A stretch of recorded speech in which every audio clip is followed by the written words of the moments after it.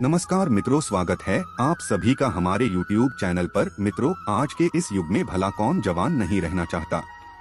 पुरुष हो या स्त्री, कोई अपने चेहरे पर झुर्रियां नहीं देखना चाहता। लेकिन आज हम आपको एक ऐसी राजा की कहानी बताने जा रहे हैं जिसने अपनी भरी हुई जवानी गंवा डाली और बाद में उसने अपने बेटे की जवानी लेकर अपनी प्यास बुझाई। अब आइए बिना देर किए हुए इस कहानी को शुरू करते हैं। आज मैं आपको एक ऐसी कथा के बारे में बताऊंगा जिसके अनुसार असुरों के गुरु शुक्राचार्य ने क्रोधित होकर एक राजा से उसकी जवानी छीन ली थी। आखिर कौन था वो राजा और क्यों शुक्राचार्य ने उसे ये श्राप दिया था, ये जानने के लिए इस वीडियो को अंत तक जरूर देखिएगा। मित्रों, महाभारत में उल्लिखित ये घटना राजा ययाति के जीवन से संबंधित है, जिन्हें शुक्राचार्य ने एक ऐसा श्राप दिया जिससे उनकी यौवन जीवन का तहस नहस हो गया। कथा के अनुसार असुरों के गुरु शुक्राचार्य को मृत संजीवनी अर्थात ऐसी दवा का रहस्य पता था जिससे मृत इंसान को भी जीवित किया जा सकता था, और इस रहस्य की वजह से राजा वृषपर्वा शुक्राचार्य का बहुत सम्मान करते थे। उधर शुक्राचार्य की एकमात्र संतान थी देवयानी, जिसे शुक्राचार्य के अत्यधिक लाड़ प्यार ने बिगाड़ दिया था। अपने पिता के प्रेम में देवयानी बहुत ही जिद्दी और घमंडी हो गई थी। एक दिन राजा वृषपर्वा की पुत्री शर्मिष्ठा शुक्राचार्य के पास उनकी बेटी देवयानी को स्नान के लिए झील ले जाने की अनुमति मांगने आई। शुक्राचार्य ने शर्मिष्ठा की बात मानकर अपनी पुत्री देवयानी को झील पर स्नान करने भेज दिया। सभी कन्याएं झील में नहा रही थी कि अचानक बड़ा तूफान आ गया, जिसकी वजह से सभी के वस्त्र इधर उधर फैल गए और गलती से शर्मिष्ठा ने देवयानी के वस्त्र पहन लिए। शर्मिष्ठा को अपने वस्त्रों में देखकर देवयानी आग बबूला हो उठी और शर्मिष्ठा को भला बुरा कहने लगी। दोनों के बीच कहासुनी बढ़ती गई और गुस्से में आकर शर्मिष्ठा ने देवयानी को एक सूखे कुएं में धक्का दे दिया। इसी दौरान पड़ोस के राजा ययाति अपने घोड़े पर वहां से गुजर रहे थे। उन्होंने कुएं में गिरी देवयानी की आवाज सुनी तो वह रुक गए और उन्होंने हाथ देकर देवयानी को कुएं से बाहर निकाला। देवयानी राजा ययाति को देखते ही उन पर मोहित हो गई।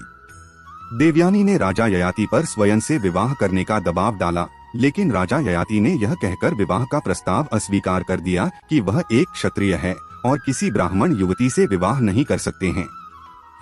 विवाह का प्रस्ताव ठुकराकर राजा ययाति वहां से चले गए और उनके जाने के बाद देवयानी घर न जाकर पेड़ के किनारे पर ही बैठ गई।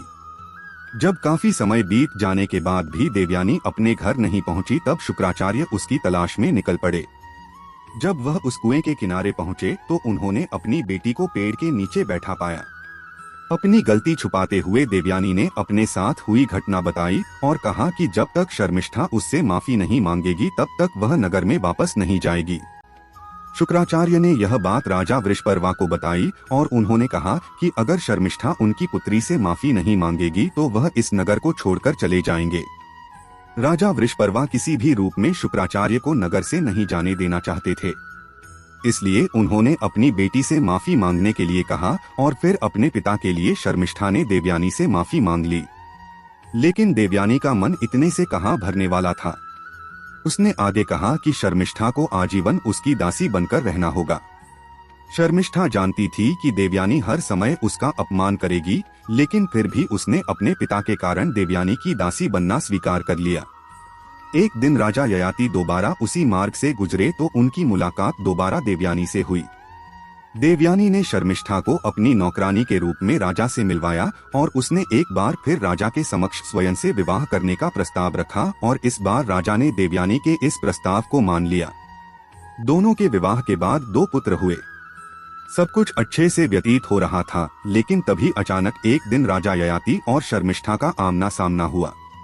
तब शर्मिष्ठा ने उन्हें बताया कि कैसे देवयानी ने उसे अपनी दासी बनाया है। यह सुनकर राजा ययाति को देवयानी पर बहुत क्रोध आया और उन्होंने शर्मिष्ठा के हालातों को समझते हुए उसे अपनी दूसरी पत्नी स्वीकार किया और इस तरह राजा ययाति और शर्मिष्ठा का विवाह हो गया।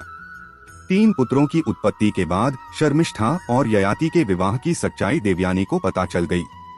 फिर देवयानी अत्यधिक क्रोधित अवस्था में अपने पिता शुक्राचार्य के पास पहुंची और उन्हें सारा हाल बताया। शुक्राचार्य ने क्रोधवश में ययाति को श्राप देकर उसकी जवानी छीन ली। राजा ययाति उनके सामने गिड़गिड़ाए और माफी मांगी।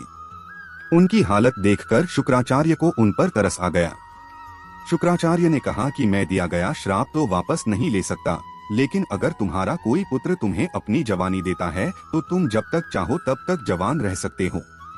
वृद्ध ययाति अपने महल पहुंचा और सबसे पहले अपने बड़े पुत्र से जवानी देने के लिए कहा, लेकिन उसने मना कर दिया।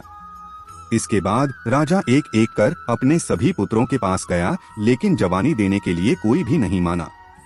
अंत में राजा का सबसे छोटा पुत्र पुरु अपने पिता को जवानी देने के लिए तैयार हो गया और इस तरह से राजा ययाति को अपनी जवानी दोबारा से मिल गई, लेकिन उसका पुत्र पुरु वृद्ध हो गया। ययाति ने अपनी पूरी जवानी का भरपूर आनंद उठाया, लेकिन एक दिन उसे अपनी गलती और पुत्र के प्रति किए गए अन्याय का एहसास हुआ। ययाति आत्मग्लानि में अपने पुत्र के पास पहुंचा और उसे कहा कि वह अब और ज्यादा जवान नहीं रहना चाहता, और इस तरह ययाति ने पुरु को उसकी जवानी वापस लौटा दी और साथ ही अपना राजपाट भी उसको सौंप दिया। अपना राजपाट अपने पुत्र को सौंपने के बाद राजा ययाति अपनी पारिवारिक और राजकीय जिम्मेदारियों से मुक्त होकर ब्रह्मा की उपासना करने के लिए वन में चले गए और उन्होंने अपना संपूर्ण जीवन वहीं बिताया। तो मित्रों, आज के इस वीडियो में बस इतना ही। अगर आपको ये वीडियो पसंद आई हो तो इसे लाइक और शेयर जरूर करना और कमेंट करके जरूर बताना कि आपको राजा ययाति और उनकी जवानी से जुड़ी ये कथा कैसी लगी। इसी के साथ आप मुझे जाने की अनुमति दें। मैं एक बार फिर लौटूंगा ऐसी कुछ और पौराणिक और धार्मिक कथाओं के साथ। तब तक अपना और अपनों का ध्यान रखें। धन्यवाद।